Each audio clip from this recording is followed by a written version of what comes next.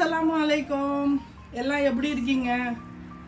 ரொம்ப நாள் ஆயிடுச்சு சமையல் கிட்ட வந்து. கொஞ்சம் உடம்பு சரியில்லை, அதனால வர முடியல. இன்றைக்கி ஒரு புது டிஷ்ஷு எடுத்துகிட்டு வந்திருக்கேன். சிக்கனில் தான். நம்ம குட்டீஸுங்களுக்கெல்லாம் ரொம்ப பிடிக்கும். நம்ம வீட்டுக்கு விருந்தாளிங்க வந்தாலும் நம்ம ஈஸியாக நம்ம முதல் நாளே செஞ்சு வச்சுட்டா கூட நமக்கு வந்து அடுத்த நாள் நம்ம ஈஸியாக செஞ்சு எடுக்கிற மாதிரி தான் இன்றைக்கி ஒரு டிஷ்ஷு கொண்டு வந்திருக்கேன். என்னன்னா Afghani chicken seekh kebab gravy செய்ய போகிறோம் தான். இப்போ ஃபஸ்ட்டு எடுத்து வச்சுக்கிட்டோம். கிரேவிக்கு நான் அப்புறமா உங்களுக்கு என்னென்ன போடணுன்னு காட்டுறேன்.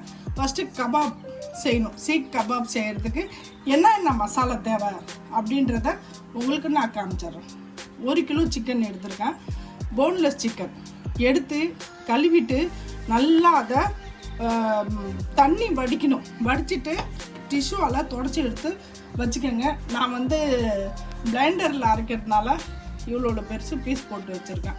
அதுக்கு தேவையானது என்னன்றதை வாங்க பார்ப்போம். 1 டேபிள் ஸ்பூன் மிளகு தூள், 1/2 டேபிள் ஸ்பூன் ஜீரகத்தூள், 1/2 tablespoon garam masala, 1/2 tablespoon chaat masala, 1/2 tablespoon தனியா, அதுக்கப்புறம் 1 ஸ்பூன் இஞ்சி பூண்டு பேஸ்ட்டு, அதுக்கு தேவையான 1 கைப்பிடி மல்லி, 1 கைப்பிடி புதினா, 2 வெங்காயம், உங்களுக்கு தேவையான அளவுக்கு உரப்பு பச்சை மிளகா போட்டுக்கோங்க. உங்களுக்கு தேவையான அளவு உப்பு போட்டுக்கோங்க. இது எல்லாத்தையும் நம்ம ஒன்றா போட்டு அரைச்சிக்கலாம்.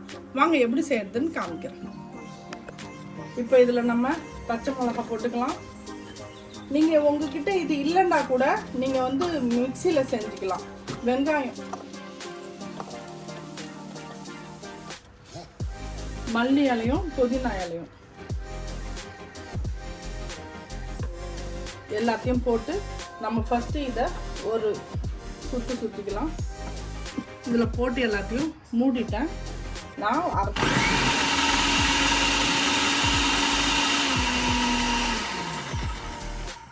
இதை நல்லா இந்த மாதிரி அரைச்சிக்கலாம்.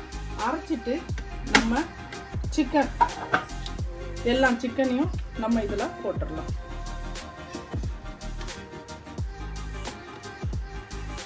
இஞ்சி பூண்டு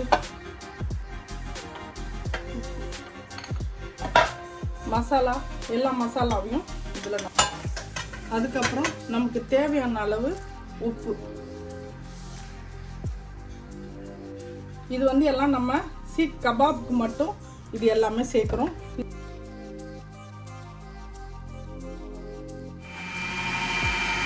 1 கிலோவுக்கு 4 பிரெட்டு கொஞ்சம் லைட்டாக தண்ணியில் இப்படி நனைச்சி நல்லா அதை புழிஞ்சு விட்ருங்க. தண்ணியை அதை இந்த மாதிரி புட்டு இதில் போட்டுருங்க.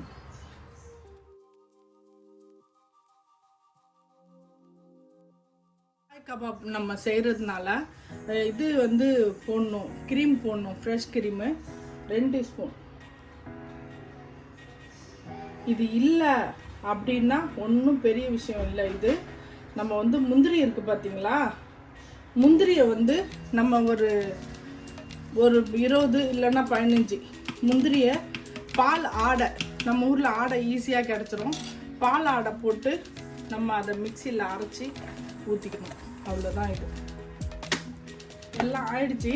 நம்ம இதை ஃபுல்லாக ஒரு பவுலில் எடுத்து போட்டுக்க. கபாப் இதை அப்படியே நம்ம எடுத்தாச்சு. இதை நம்ம ஒரு 1/2 மணி நேரம் இல்லை ஒரு 1/4 மணி நேரம் நமக்கு எப்படி டைம் இருக்கோ அது மாதிரி நம்ம கொஞ்சம் ஃப்ரிட்ஜில் வைப்போம். அதுக்கப்புறம் நம்ம கபாப் செஞ்சோன்னா நமக்கு ஈஸியாக வரும். அதனால் இப்போ நம்ம கபாப் செஞ்சு நம்ம ஃப்ரிட்ஜில் வச்சுட்டோம். இப்போ வந்து அதுக்கு ஆணும்.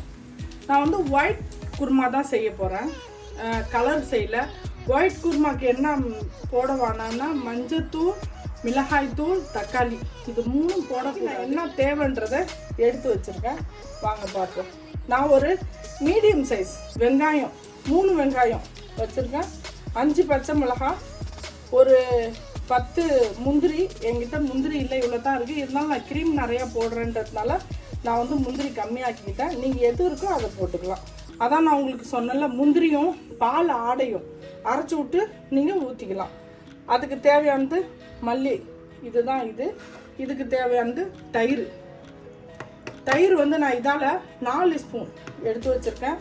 1.5 ஸ்பூன் இஞ்சி பூண்டு பேஸ்ட்டு, 1.5 ஸ்பூன் மல்லித்தூள், 1/2 ஸ்பூன் கரம் மசாலா, 1/2 ஸ்பூன் மிளகுத்தூள், 1/2 ஸ்பூன் ஜீரகத்தூள். அதுக்கப்புறம் க்ரீம் வச்சுருக்கேன். க்ரீம் வந்து நமக்கு வேணுன்ற அளவு நம்ம யூஸ் பண்ணிக்கலாம். இதுதான் ஆனத்துக்கு தேவையானது. இது கூட கஸ்தூரி மேத்தி கொஞ்சமாக கசக்கி விட்டு நம்ம அதில் போட்டுக்குவோம். செம்ம டேஸ்ட்டாக இருக்கும். இப்போ இதை நம்ம என்ன செய்ய போகிறோம், ஃபஸ்ட்டு வதக்கி எடுத்துக்குவோம். வாங்க, எண்ணெய் போட்டுக்கலாம். நம்ம இதில் பச்சை மிளகாய், வெங்காயம், முந்திரி, இதை மட்டும் இதில் நம்ம லைட்டாக தான் வதக்கணும், நிறையா வதக்கக்கூடாது. ஏன்னா கலர் மாறக்கூடாது நமக்கு. அதனால இதை லைட்டாக வதக்கி இதை ஆற வச்சு அரைச்சி எடுத்துக்கிட்டு வந்துடுவோம். அதுக்கப்புறம் நம்ம ஆனமும் கபாபும் செய்யலாம். பாதி வதங்கின உடனே நம்ம வந்து மல்லித்தலையும் அதில் போட்டுக்கலாம். மல்லித்தலையும் போட்டு இது கூடயே நம்ம வதக்கி வச்சுக்கலாம். இந்த அளவுக்கு போதும். நம்ம அடுப்பை ஆஃப் பண்ணிவிட்டு இதை ஆற வச்சுட்டு நம்ம அரைச்சிட்டு வந்துடலாம்.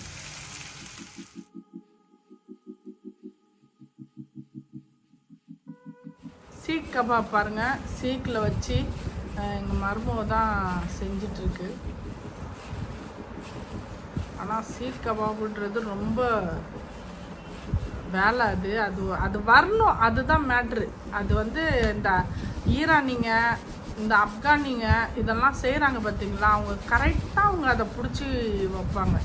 அது நமக்கு பார்க்கும்போது ஆசையாக இருக்கும், ஆனால் அது நம்ம செய்யும் போது அது நமக்கு ரொம்ப கொஞ்சம் கஷ்டமாக இருக்கும். ஆனால் செஞ்சு வச்சு நம்ம எண்ணெயில் போட்டோன்னு வச்சிங்கன்னா சிக்கன் நல்லா டைட் ஆகிடும். அது செய்கிற வரைக்கும் தான் கொஞ்சம் நமக்கு அது பார்த்து செய்யணும்.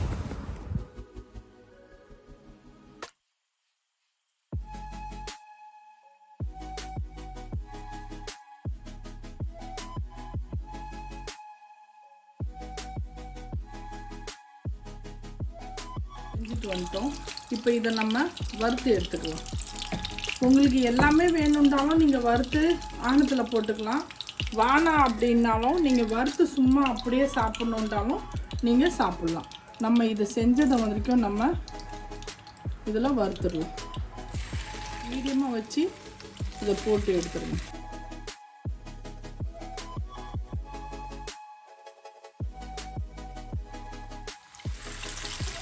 ஸ்லோ வச்சு நம்ம இதை வேக வச்சு எடுத்துக்கணும்.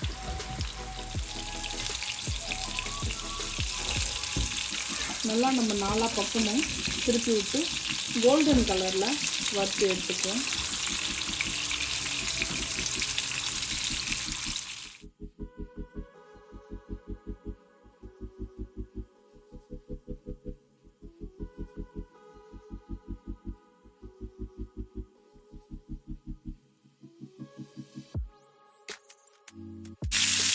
இன்னும் சிக்கனும் ஆயிடுச்சு. இதில் ஒரு பேன் வச்சுக்கலாம். இப்போ இதில் இன்னும் கொஞ்சம் கபாப் இருக்குது. நம்ம இதில் இந்த அடுப்பில் வறுத்துட்ருக்கலாம். நம்ம கபாபில் இப்போ இது செஞ்ச எண்ணெயை நம்ம இதில் இதை ஊற்றிடுவோம். ஊற்றிட்டு கொஞ்சம் பட்டர் கொஞ்சம் போட்டுக்கலாம். இந்த சாப்பாடு கொஞ்சம் ஹெவி சாப்பாடு தான். எப்பயுமே பட்டர் ஃபஸ்ட்டு போட்டுறாதீங்க, தீஞ்சிரும். எண்ணெய் போட்டதுக்கப்புறம் பட்டர் போடுங்க.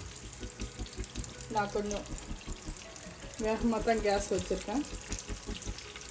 இப்போ ஃபஸ்ட்டு நம்ம இஞ்சி பூண்டு பேஸ்ட் வச்சுருந்தோம்ல, அதை நம்ம இதில் போட்டுடலாம்.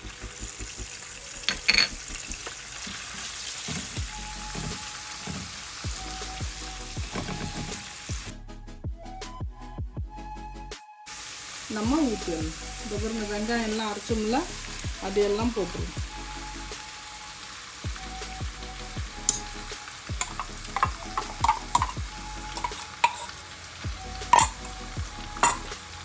இதை கொஞ்சம் நல்லா வெங்காயம் வாசனைலாம் போயிடுச்சு, இருந்தாலும் கொஞ்சம் நம்ம நல்லா வதக்கி எடுத்துக்கலாம். நீங்கள் கபாப் வந்து கொஞ்சம் முத நாளே செஞ்சு வச்சுக்கிட்டிங்கன்னா மீதி இதெல்லாம் ரொம்ப ஈஸி. நம்ம சட்டு சட்டுன்னு செஞ்சிடலாம். இதில் கபாப் செய்கிறது மட்டும்தான் கொஞ்சம் கஷ்டம். இது கொஞ்சம் வேகட்டும். கேஸை ஸ்லோவாக வச்சுட்டு நம்ம ஒரு 5 நிமிஷம் வேக வைப்போம். இது கொஞ்சம் எண்ணெய்லாம் வர ஆரம்பிச்சிருச்சு. இப்போ நம்ம வச்சுருந்த மசாலா எல்லாத்தையும் இதில் போட்டுருவோம். இது கூட தயிர் போட்டுடலாம்.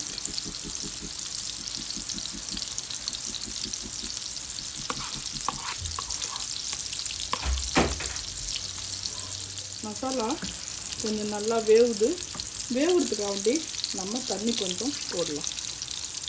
நீங்கள் உப்பு எல்லாமே டேஸ்ட்டாக இருக்கான்னு பார்த்துக்கோங்க.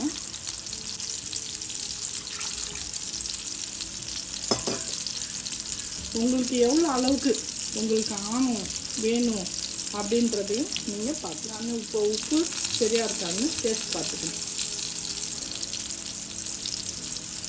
உப்பு இல்லை. இது நல்லா ஒரு கொதி வரட்டும். இந்த கிரேவி நல்லா கோச்சிருச்சு. கபாபை இதில் போட்டுடலாம்.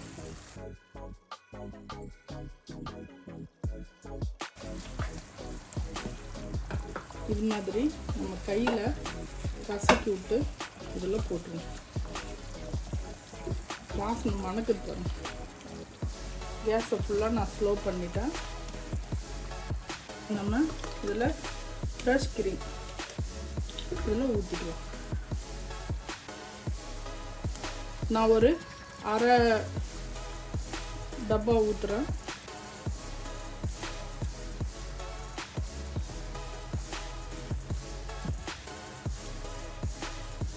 இந்த க்ரீமும் நல்லா ஒரு செம்ம டேஸ்ட் கொடுக்கும். பாருங்க, கிரேவி செம்மையாக இருக்குல்ல. இது வந்து நம்ம பராட்டா, தந்தூரி, நான் இந்த மாதிரி ஐட்டத்தோட இது சாப்பிட்டா சும்மா செம்மையாக இருக்கும். இதை சும்மா ஒரே ஒரு கொதி விட்டு நம்ம இறக்கிடலாம். ஃபாஸ்ட்டாக அடுப்பு வச்சுக்குவோம். நல்ல டேஸ்ட்டாக இருக்கும், ஹெவியாக இருக்கும். இது மேலே வந்து நம்ம கொஞ்சோண்டு குங்குமப்பூ போட்டுக்கலாம்.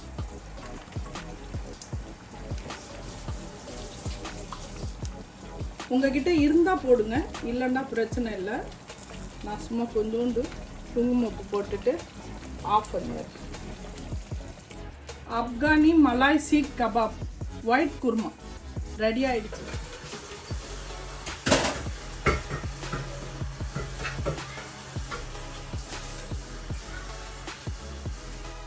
ஆப்கானி மலாய் கபாப் செஞ்சுருக்கோம். இப்போ நம்ம கிரேவியோட இங்கே பாருங்கள். நம்ம இது ரொட்டியில் எல்லாத்துலேயும் சாப்பிட்லாம். செம்மையாக சூப்பராக இருக்கும். நீங்கள் வந்து கபாப் செஞ்சு சீக் கபாப் செஞ்சு வச்சிட்டிங்கன்னு வச்சுங்களேன், எப்போ வேணுமோ நீங்கள் கரெக்டாக செஞ்சு கிரேவி செஞ்சு செம்மையாக சாப்பிட்லாம். ரொட்டியில் சீக்கிரமாகவும் முடிஞ்சிடும். நம்ம செஞ்ச மாதிரி செய்யுங்க. க்ரீம் இல்லைனாலும் பரவாயில்ல, முந்திரி அரைச்சி போட்டுக்கலாம். முந்திரி, தயிர், அந்த ஆடை எல்லாம் அரைச்சி ஊற்றினாலே உங்களுக்கு க்ரீம் டேஸ்ட்டு வந்துடும். இதே மாதிரி நீங்களும் செஞ்சு பாருங்கள். உங்களுக்கு இந்த வீடியோ பிடிச்சிருந்துச்சு அப்படின்னா நம்ம குயிக் குக்கிங் பை நிஷா சேனலுக்கு லைக் பண்ணுங்கள், ஷேர் பண்ணுங்கள், கமெண்ட் பண்ணுங்கள். மறக்காமல் பெல் பட்டன் கிளிக் பண்ணுங்கள். இன்ஷா அல்லாஹ் நான் இன்னொரு வீடியோடு வந்து சந்திக்கிறேன். பாய்.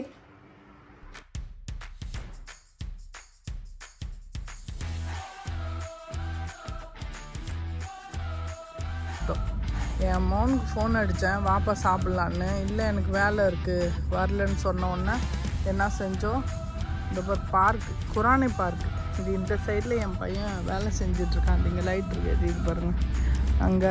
சரிவா சூடாக பிள்ளையோட போய் உட்காந்து சாப்பிட்லான்ட்டு இந்த செஞ்ச கபாப், கொஞ்சோண்டு சாலட், தந்தூரி வெளியிலேருந்து வாங்கி எடுத்துக்கிட்டு வந்துட்டோம். இப்போ அங்கே பிள்ளைங்க விளாட கூப்பிட்டுருச்சுன்னு அங்கே போயிட்டான். விளாடிட்டு விளாடிட்டு இருக்காங்க பிள்ளைங்க. இதை வந்த உடனே சாப்பாடை கொடுத்து சாப்பிட்டுட்டு கிளம்பிடுவோம்.